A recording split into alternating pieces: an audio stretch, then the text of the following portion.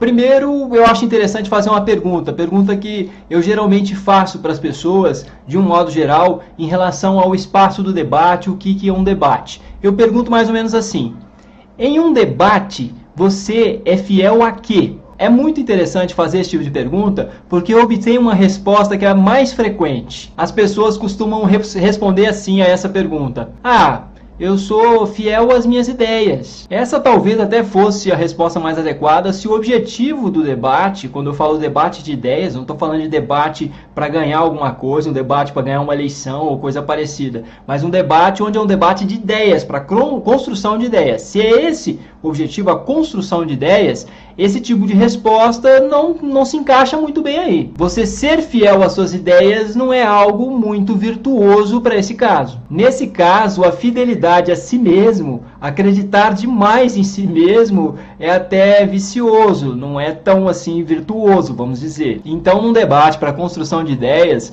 a última coisa que o sujeito tem que ser é fiel a si mesmo, às suas próprias ideias. Ele tem que ser fiel às evidências, tem que ser fiel à consistência de algumas ideias, ele tem que ser fiel à verdade. Ele tem que trair a si mesmo. A última coisa que ele tem que fazer é ser fiel a si mesmo, e ele não deve pensar num debate para a construção de ideias, ele não deve pensar para se defender. Aí é uma frase de Comte Sponville que eu acho muito interessante, que ele diz assim: não pensamos para nos defender. Claro, num debate para a construção de ideias não é isso mesmo. Nesse caso, você debate para tentar chegar à ideia mais consistente, tentar chegar a uma verdade mais consistente. Então, esse tipo de flexibilidade, esse tipo de desprendimento é muito importante enquanto atitude para um debate que tem como objetivo a construção de ideias. Narcisismo, vaidade em excesso, então são nefastos para um bom debate. Apego muito grande às próprias ideias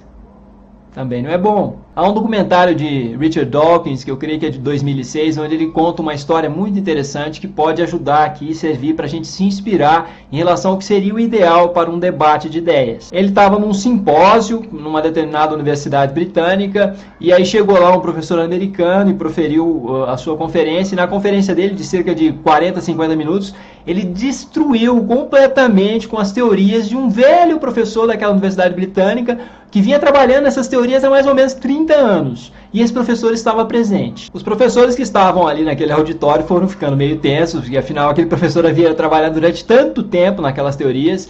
E no final dessa conferência, esse velho professor britânico se levanta e vai se dirigindo até o palestrante americano.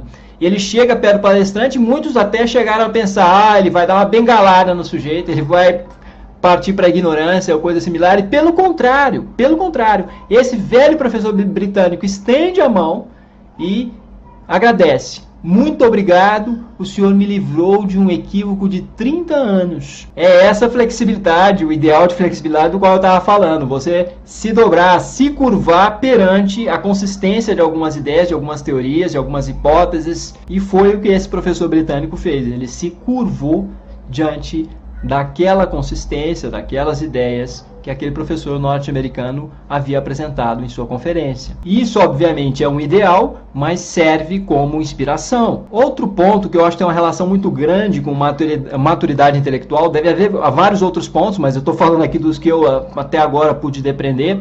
Outro ponto diz respeito a assumir a própria ignorância. O sujeito tem a capacidade de dizer que não sabe, que é um tema sobre o qual ele não havia pensado antes, sobre o qual ele nunca leu nada, nunca estudou, e pode ser o intelectual, o expert, o especialista que for. Quando eu percebo que num debate ou mesmo numa entrevista ele se esquiva o tempo todo daquilo que ele não sabe, que ele simplesmente desvia o assunto, ou ele acochambra, ele ali mais ou menos que simula que sabe alguma coisa e tenta fornecer explicações tirando-as mais ou menos assim que da cartola. Se eu percebo isso, eu confesso, esse sujeito cai um pouco no meu conceito. Eu começo a pensar que ele não tem muita maturidade intelectual, ou que carece de um certo ideal de maturidade intelectual que eu espero de alguns experts, especialistas, ou de pessoas maduras, ou de intelectuais. Outro tipinho que também me irrita muito é aquele que você está falando, você fala do livro X, você fala do livro Y, ele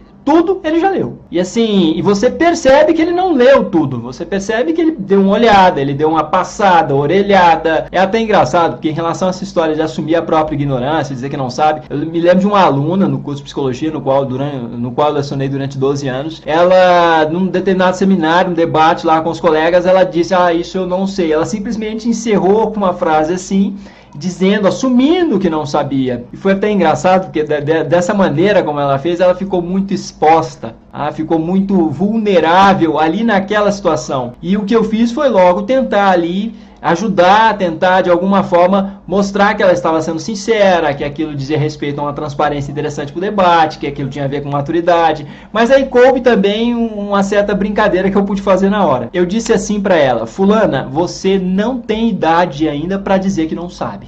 E de fato, para alguém muito jovem ainda, num ambiente onde a maturidade intelectual ainda não é tão desenvolvida, vamos dizer, muitas vezes, a pessoa acaba se tornando muito vulnerável quando ela faz isso. Então foi somente uma brincadeira, é claro, mas aí, de certo modo, quer dizer, você precisa ainda envelhecer para ter a capacidade de dizer eu não sei.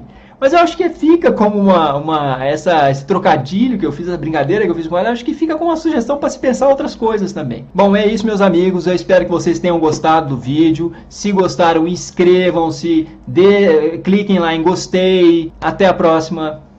Valeu!